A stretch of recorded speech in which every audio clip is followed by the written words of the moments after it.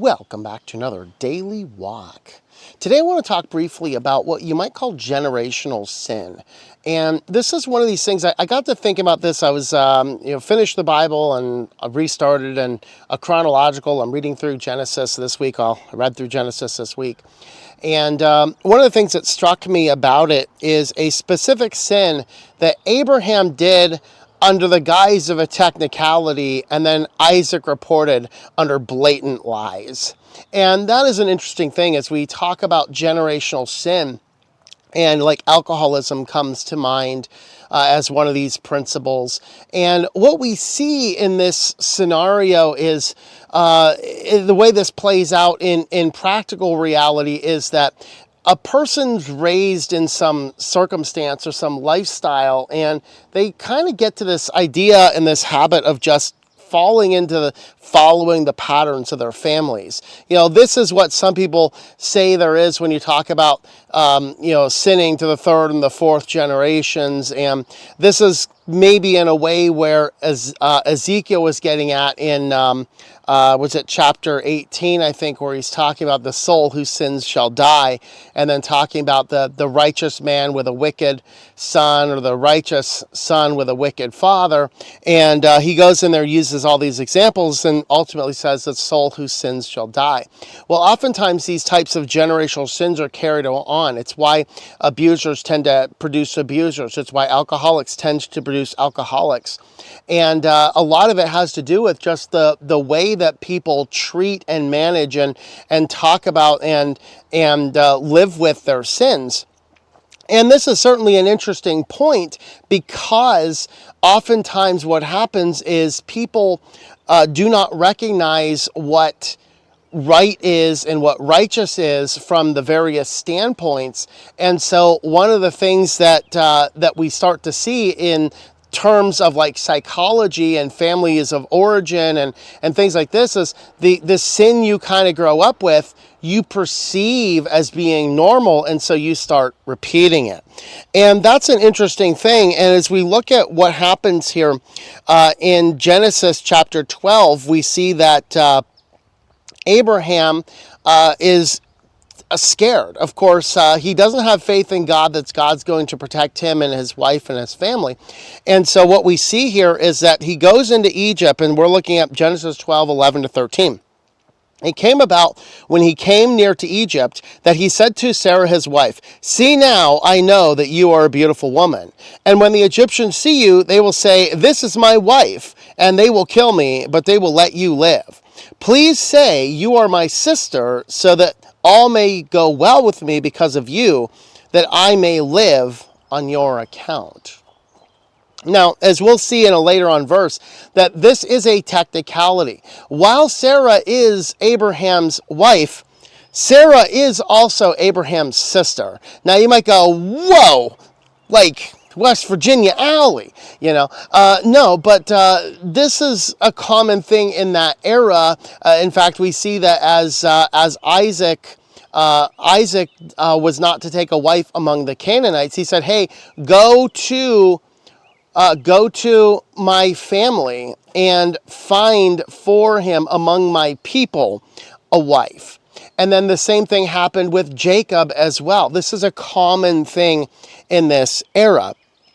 But what we see here is that Abraham is acting out of fear, not wanting to be seen as the husband of her, so that he can potentially preserve his life. If they say, "Hey, this guy's the husband, let's kill him to take her," that's what was in his mind. He didn't have faith that God was going to protect him. And I think that this was certainly a clearly case of Abraham having a degree of sin. And he ends up repeating this again in Genesis chapter 20. Abraham journeyed from there toward the land of Negev and settled between Kadesh and Shur, and he sojourned in Gerar.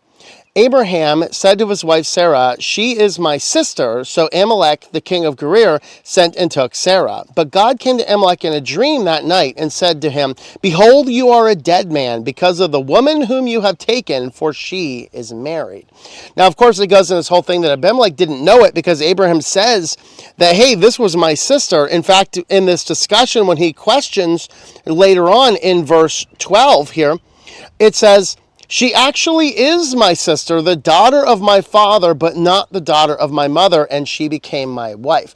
So Abraham is committing this sin on a sheer technicality. Yes, she is my sister, but she is also my wife. He was leaving out that wife part to preserve his life out of fear, and that is a sin. And that was the type of situation that we see here. Now, Abraham is setting up this pattern. He's done this now twice. And what we see is his son carries out the same thing. So Isaac lived in Gerar. This is Genesis 26, verses 6 through 9.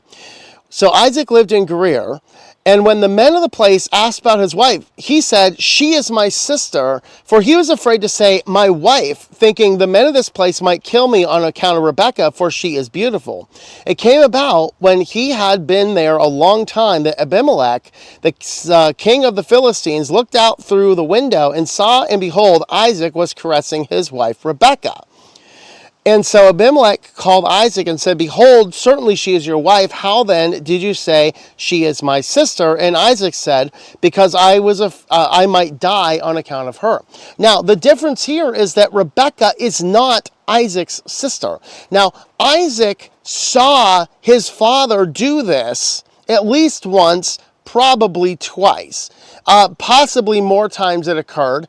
Seems to be a generational sin. Now Isaac knows, hey, if I go out into a place and I've got my wife with me, I just have to say that she's not my wife, she's my sister, to preserve my life. Because in this era, of course, a brother would take care of the sister until she was married, and so it might cause more people to start courting her, but all of that would have to go through the permission of the family, which would be the brother. So he could simply deny permission on that, and it wouldn't be thought out too much out of the ordinary. But if it's his wife, they could kill him to take her, because, yeah, that's kind of the way things worked in those kind of days. And so we start to see this type of thing, but the difference is that Sarah actually was Abraham's sister. Rebekah was not actually Isaac's wife, but they both sinned in their deceit, is what the problem was here. And this is really where and we see that root of generational sin. Alcoholics tend to produce alcoholics. Abusers tend to produce abusers. Does this mean you are tied to that destiny? The answer is no. Either one of them could have recognized the sin and chosen to go in a completely different direction. And that is what we should do as Christians. We should learn about the sins of our family, of our generation, because we are all come from sinners, that's for sure. But we should look for those, objectively spot those, and seek to transform those through the power of Christ in our lives. That really is the principle that I want to carry through here. So don't follow the sinful patterns of your forefathers. Instead, rebuke that and turn instead to Christ. Let me know your thoughts about all that in the comments down below. Thanks for watching, and I hope that you enjoy your daily walk in our Lord.